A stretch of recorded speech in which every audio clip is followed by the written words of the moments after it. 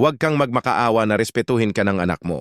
Yung respeto ay hindi isang bagay na dapat pinipilit o hinihingi sa pamamagitan ng pagmamakaawa. Bilang magulang, dumadaan ka sa napakaraming sakripisyo para lamang mapalaki ng maayos ang iyong anak. Minsan ay inuuna mo pa sila kaysa sa sarili mong pangangailangan. Ginagawa mo ang lahat sa abot ng iyong kaalaman at kakayahan. Kahit hindi ka perpekto, sinisikap mong gawin ang tama para sa kanila. May mga gabing kulang ang tulog mo dahil iniisip mo kung paano sila mapapabuti.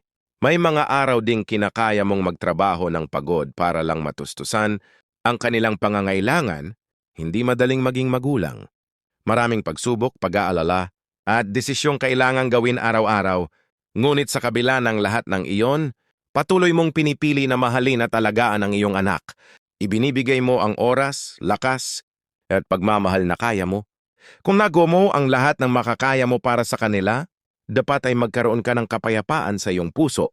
Alam mong ginawa mo ang tungkulin mo bilang magulang, hindi mo kontrolado kung paano nila titingnan o pahahalagahan ang lahat ng ginawa mo.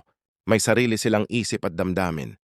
Ang respeto ay hindi dapat ipinagmamakaawa. Hindi ito dapat hinihingi na parang utang na loob. Ang tunay na respeto ay kusang ibinibigay. Nagmumula ito sa puso at pag-unawa ng isang tao. Kung pipiliin ng anak mo na igalang ka, iyon ay dahil nakita nila ang halaga ng lahat ng ginawa mo.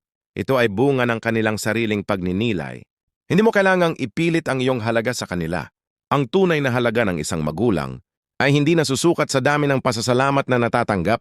Minsan, darating ang panahon na maiintindihan din nila ang lahat. Kapag sila na mismo ang dumaan sa hirap ng buhay, maaring na ngayon ay hindi pa nila nakikita ang sakripisyo mo. Ngunit hindi ibig sabihin noon ay wala itong halaga. Ang mahalaga ay alam mo sa sarili mo na naging mabuting magulang, kasaabot ng iyong makakaya. Walang sino man ang perpekto. Ang pagmamahal ng magulang ay kadalasang tahimik at hindi naghihintay ng kapalit.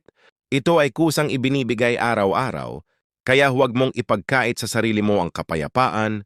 Dahil lamang sa kakulangan ng respeto mula sa iba, hindi nito nababawasan ang iyong pagiging magulang. Patuloy mong pahalagahan ang sarili mo at ang lahat ng sakripisyong ginawa mo. Iyon ay bahagi ng iyong lakas at pagkatao. Kung darating ang araw na piliin nilang igalang at pahalagahan ka, huriuray managyan na mas totoo at mas makabuluhan. Dahil ang respeto na kusang ibinibigay ay mas matibay kaysa sa respeto na napilitan lamang dahil sa pagmamakaawa